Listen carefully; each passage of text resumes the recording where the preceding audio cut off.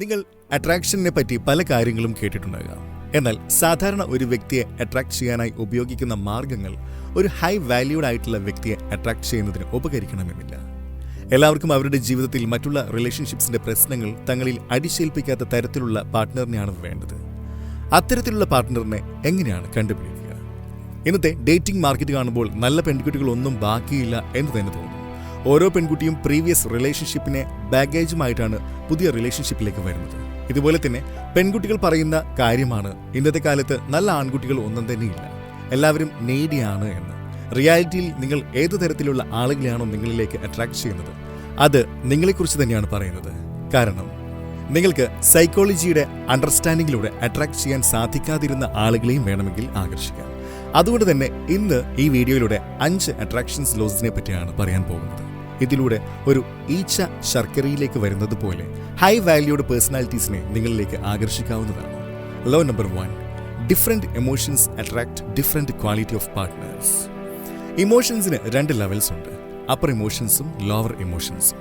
ഇതിൽ ലോവർ ഇമോഷൻസിനെ നാം negative emotions എന്ന് ലേബൽ ചെയ്യുന്നു. ഉദാഹരണത്തിന് ദേഷ്യം, നാണക്കേട്, അത്യാഗ്രഹം, ജലസി എന്നിവ. നമ്മൾ ഇത്തരത്തിലുള്ള ഇമോഷൻസ് പുറത്ത് കാണിക്കുന്നതിലൂടെ നമ്മളിൽ ആകൃഷ്ടരാകുന്ന വ്യക്തികൾ സ്വയം തകർന്നവരാണ്. അവർക്ക് self esteem issues, childhood trauma തുടങ്ങിയവ ഉണ്ടാകാം. അതുകൊണ്ട് തന്നെ ഇത്തരത്തിലുള്ള റിലേഷൻസ് ലോങ് ടേമിൽ ഒരിക്കലും മുന്നോട്ട് പോകാറില്ല. ഉദാഹരണത്തിന് വളരെ താഴ്ന്ന സെൽഫ് എസ്റ്റീം ഉള്ളവർ സ്വയം വിലപ്പെട്ടതായി കണക്കാക്കുന്നത് മറ്റുള്ളവർ അവരിൽ അസൂയാലുക്കളാകുമ്പോഴാണ്. അങ്ങനെയുള്ളവർ നിങ്ങളുമായി ഒരു റിലേഷൻഷിപ്പിൽ വരികയാണെങ്കിൽ നിങ്ങൾ ഒരു വ്യക്തിയായിട്ടില്ല, മറിച്ച് ഒരു അവാർഡ് അല്ലെങ്കിൽ ഒരു സർട്ടിഫിക്കറ്റ് അല്ലെങ്കിൽ ഒരു ട്രോഫിയെ പോലെയായിരിക്കും കണക്കാക്കുക. ഇങ്ങനെയുള്ളവർ നിങ്ങളെ അവരുടെ കൂട്ടുകാരുമായി പരിചയപ്പെടുത്തുമ്പോൾ നിങ്ങൾ അവരുടെ അച്ചീവ്മെന്റ് ആണെന്ന നിലയിൽ പരിചയപ്പെടുത്തുന്നു. അതിനെ അടിസ്ഥാനപ്പെടുത്തി മറ്റുള്ളവരോട് അവർ അവരെ തന്നെ വിലയിരുത്താൻ ആവശ്യപ്പെടുന്നു. ഇത്തരത്തിലുള്ള ആളുകൾ നിങ്ങളുടെ ശാരീരികമോ മാനസികമായ ആരോഗ്യത്തെപ്പറ്റി ചിന്തിക്കുന്നില്ല. പകരം അവർ മറ്റുള്ളവരോട് നിങ്ങൾക്ക് എത്ര പണമുണ്ട്, സൗന്ദര്യമുണ്ട് എന്നതിനെപ്പറ്റി പറഞ്ഞു നടക്കുകയാണ് ചെയ്യുന്നത്. നിങ്ങൾ ലോങ് ടേം ഹെൽത്ത് റിലേഷൻഷിപ്പിൽ ഇരിക്കാൻ ആഗ്രഹിക്കുന്നുണ്ടെങ്കിൽ ലോകത്തിന് മുന്നിൽ നിങ്ങൾ ശാന്തത, സന്തോഷം, സ്ട്രെങ്ത്, ഇന്റഗ്രിറ്റി, ട്രൂത്ത് തുടങ്ങിയ ഇമോഷൻസിൽ വിശ്വസിക്കുന്ന ആളാണെന്ന് അവതരിപ്പിക്കുക. നിങ്ങൾ ലോകത്തോട് ഏതു തരത്തിലുള്ള വികാരങ്ങളാണോ പുറപ്പെടുവിക്കുന്നത്, അത്തരത്തിലുള്ള ആളുകളായിരിക്കും നിങ്ങളിൽ ആകൃഷ്ടരാകുക. Law number 2, look into their left eye to trigger their passion. നമ്മുടെ ബ്രെയിനിന് 2 ഹെമിസ്ഫിയേഴ്സ് ആണുള്ളത്. ലെഫ്റ്റ് ഹെമിസ്ഫിയർ ലോജിക്കലി കാര്യങ്ങൾ ചെയ്യുമ്പോൾ റൈറ്റ് ഹെമിസ്ഫിയർ ഇമോഷൻസിനെ നിയന്ത്രിക്കുന്നു.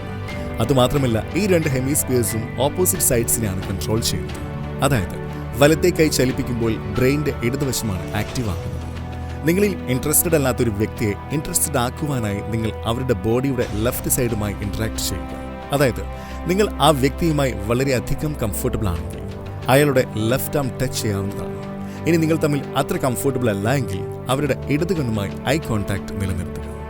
ഇതുമായി ബന്ധപ്പെട്ട ഗവേഷണത്തിലൂടെ കണ്ടുപിടിച്ച ഒരു കാര്യമാണ് പേരൻസ് അവരുടെ കുഞ്ഞുങ്ങളെ ഇടത് കൈയിലാണ് കൂടുതൽ സമയവും വെച്ചിരിക്കുക. പിന്നെ എന്തെങ്കിലും കാര്യങ്ങൾ ചെയ്യുവാൻ അവരുടെ വലത് കൈ ഫ്രീ ആക്കി വെക്കുക. ഇവിടെ അവരുടെ റൈറ്റ് ഐ ഏതൊക്കെ സാധനങ്ങൾ ആവശ്യാനുസരണം എടുക്കണമെന്ന് തിരയുകയായിരിക്കും. എന്നാൽ ഇടത്തെ കണ്ണിന്റെ വിഷ്വൽ ഫീൽഡ് കുഞ്ഞിലായിരിക്കും. അതുകൊണ്ട് തന്നെ നിങ്ങൾ ഒരു വ്യക്തിയുടെ ഇടത്തെ കണ്ണിനുമായി ഇന്ററാക്ട് ചെയ്യുമ്പോൾ ആക്റ്റീവ് ആവുന്നത് അവർ അവരുടെ കുഞ്ഞുമായി ബോണ്ട് ഉണ്ടാക്കാൻ ശ്രമിക്കുന്ന അതേ സാഹചര്യമാണ്. Law number 3, never let your age define U. ഒരു മെയിലിനെ വാല്യുബിൾ ആക്കുന്ന കാര്യങ്ങൾ ഒരു ഫീമെയിലിനെ വാല്യുബിൾ ആക്കുന്ന കാര്യങ്ങളിൽ നിന്ന് വ്യത്യസ്തമാണ്. അതായത് ഒരു മെയിൽ സമൂഹത്തിൽ വളരെയധികം ബഹുമാനിക്കപ്പെടുന്ന ആളും ലോകത്തെക്കുറിച്ചുള്ള അറിവും കയ്യിൽ ധാരാളം പണമുള്ളതും ജീവിതത്തിൽ നല്ല ചിട്ടയുമുള്ള ആളാണെങ്കിൽ വാല്യുബിളായി പരിഗണിക്കപ്പെടും. എന്നാൽ ഈ പറഞ്ഞ കാര്യങ്ങളൊക്കെ നേടുന്നതിനായി ഒരു മെയിലിന് കുറച്ച് സമയം വേണ്ടിവരും. സാധാരണയായി 30s-ലോ 40s-ലൊക്കെയാണ് അവർക്ക് ഇതൊക്കെ ലഭിക്കുന്നത്. അതുകൊണ്ട് തന്നെ നമ്മൾ ഇന്ന് കണ്ടുവരുന്ന ഒരു കാര്യമാണ് ആവറേജ് യങ് മെയിൽസിന് സമൂഹത്തിൽ അത്ര വിലയൊന്നും ഇല്ല എന്നത്. കാരണം സമൂഹത്തിന് മുന്നിൽ തെളിയിച്ചില്ല എന്നതാണ്. യങ് ഫീമെയിൽസിന് മെയിൽസിനേക്കാൾ റെസ്പെക്ട് ലഭിക്കുന്നു. അവരെ കൂടുതൽ വാല്യുബിൾ ആയിട്ടും പരിഗണിക്കുന്നു. കാരണം ഫീമെയിൽസിന്റെ കേസിൽ നമ്മൾ ഏറ്റവും കൂടുതൽ അപ്രീഷിയേറ്റ് ചെയ്യുന്ന കാര്യമാണ് അവരുടെ ഇന്നസെൻസും യൂത്തും. അതായത് ഈ 2 വാല്യൂസുള്ള ഫീമെയിൽസിന് അടുത്തു വരുന്ന ആളുകളും കൂടുതൽ വാല്യുബിൾ ആയിട്ടും സമൂഹത്തിന് നല്ലത് ചെയ്യുന്ന ആളുകളായിട്ടും പരിഗണിക്കപ്പെടും. നിങ്ങൾക്ക് തന്നെ സങ്കല്പിച്ച് നോക്കാവുന്നതാണ് ഒരു വീട്ടിൽ ഏതു തരത്തിലുള്ള ആളുകളാണ് നിങ്ങൾക്ക് വേണ്ടത് എന്ന്. വളരെയധികം ഇമ്മച്ചുറാണ് നിങ്ങളുടെ അച്ഛൻ എന്ന് കരുതുക. ഇങ്ങനൊരു സാഹചര്യത്തിൽ നിങ്ങളുടെ കുടുംബം നല്ല രീതിയിൽ മുന്നോട്ട് പോകുമോ? അല്ലെങ്കിൽ നിങ്ങളുടെ അമ്മയ്ക്ക് ഒരുപാട് ട്രോമാസ് ഉണ്ട്, എപ്പോഴും മനസ്സിൽ ഭാരം കൊണ്ട് നടക്കുന്നു.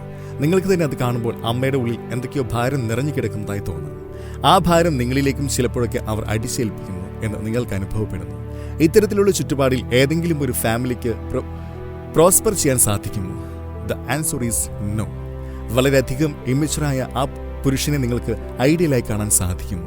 ഒരിക്കലുമില്ല. മനസ്സിൽ ഒത്തിരി ബാഗേജ് കൊണ്ട് നടക്കുന്ന ഒരു സ്ത്രീയെ ഐഡിയലായി കാണാൻ സാധിക്കുമോ?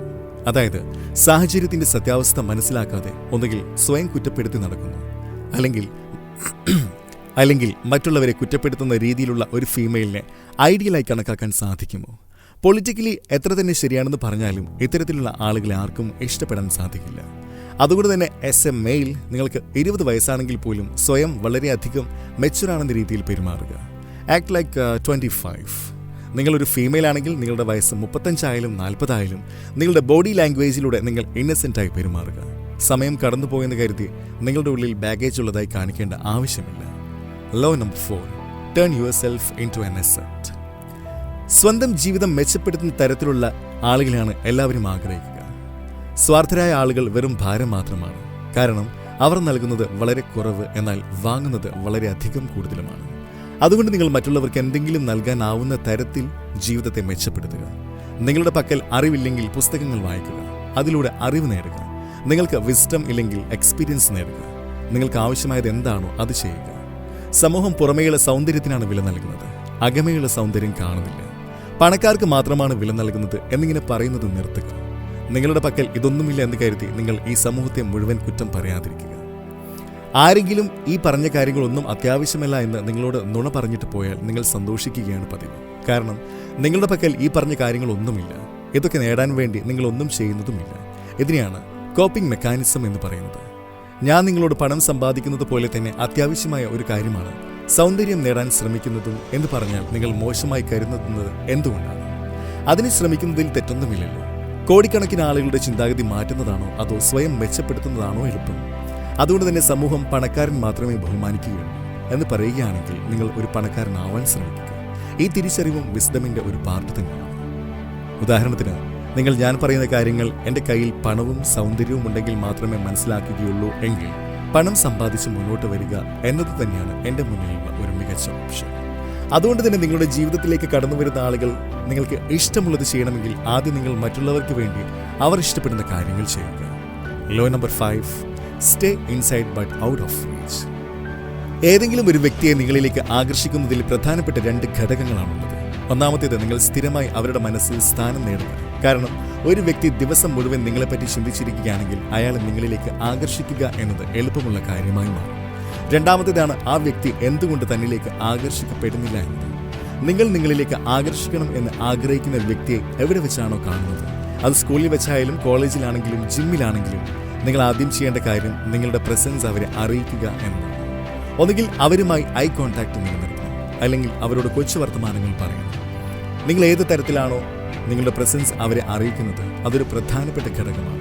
കാരണം 2 തരത്തിലുള്ള എനർജി നിങ്ങൾ മറ്റുള്ളവരിലേക്ക് നൽകുക. Number 1, needy energy. അതായത് ഈ വ്യക്തി എനിക്ക് ലഭിക്കുകയാണെങ്കിൽ ജീവിതം അടിപൊളിയാകും, ഇതെൻ്റെ ക്രഷാണ്, കാണാൻ എത്ര ഭംഗിയാണെന്നൊക്കെ പറഞ്ഞ് ആ വ്യക്തി നിങ്ങളെക്കാൾ ഉയർന്നതാണ് എന്നുള്ള ചിന്താഗതി നിങ്ങൾ നിങ്ങളുടെ മനസ്സിലുണ്ടാക്കുന്നു. നിങ്ങൾക്ക് ഇത് തുറന്നു പറഞ്ഞില്ലെങ്കിൽ കൂടി നിങ്ങളുമായി ഇടപഴകുമ്പോൾ മറ്റേ വ്യക്തിക്ക് ഈ എനർജി സെൻസ് ചെയ്യാൻ സാധിക്കും. നിങ്ങൾ സ്വയം അയാളെക്കാളും താഴ്ന്ന രീതിയിലാണ് ചിന്തിക്കുന്നത് എന്ന കാര്യം അയാൾക്ക് മനസ്സിലാകും. ഇത് കാരണം അയാൾ അവിടെ തന്നെ സ്വയം തടയിടുന്നതാണ്. അതുകൊണ്ട് നമ്മുടെ ഉള്ളിൽ ഈ വ്യക്തി കിട്ടിയാൽ നല്ലതാണ്, ഇല്ലെങ്കിലും നല്ലതാണ് എന്ന രീതിയിലുള്ള ചിന്താഗതി സൂക്ഷിക്കണം. നിങ്ങൾ ഈ എനർജിയോടുകൂടി സംസാരിക്കുമ്പോൾ കേൾക്കുന്ന വ്യക്തിക്ക് നിങ്ങൾ വ്യത്യസ്തനാണെന്ന കാര്യം മനസ്സിലാക്കുന്നതാണ്. കാരണം ഏതെങ്കിലും ഒരു വ്യക്തി മൂലമുള്ള ആളാകുമ്പോൾ ആരെങ്കിലുമൊക്കെ എപ്പോഴെങ്കിലുമൊക്കെ അയാളെ ഉയർത്തിക്കൊണ്ടിരിക്കും. നിങ്ങൾ ഇത് ചെയ്യാതെ വരുമ്പോൾ അയാളും സ്വയം ചിന്തിക്കുന്നതാണ്. ഏതെങ്കിലും ഹൈ വാല്യൂ പേഴ്സണിന് മുന്നിൽ വേറിട്ട് നിൽക്കുന്നതിനുള്ള മികച്ച മാർഗമാണിത്. അവരെ ഹൈ വാല്യൂ രീതിയിൽ ട്രീറ്റ് ചെയ്യാതിരിക്കുക. തീരെ ഹൈ വാല്യൂ ആയിട്ടും കരുതരുത്, ലോ ആയിട്ടും കരുതരുത്. അവരെ സാധാരണക്കാരെ പോലെ ട്രീറ്റ് ചെയ്യുക. ഇതുതന്നെയാണ് സെലിബ്രിറ്റീസും പറയുന്നത്. നിങ്ങൾ സെലിബ്രിറ്റീസിനോട് നോർമൽ രീതിയിൽ പെരുമാറുകയാണെങ്കിൽ അവർ നിങ്ങളോട് സാധാരണക്കാരെ പോലെ പെരുമാറുന്നതാണ്.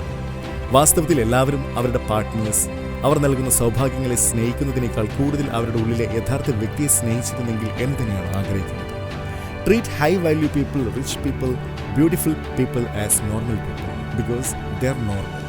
ചുരുക്കത്തിൽ ആരെയും ഒരു പരിധിക്കപ്പുറം ഉയർത്തേണ്ട ആവശ്യവുമില്ല, സ്വയം ഒരു പരിധിയിൽ കൂടുതൽ താഴേണ്ട ആവശ്യവുമില്ല.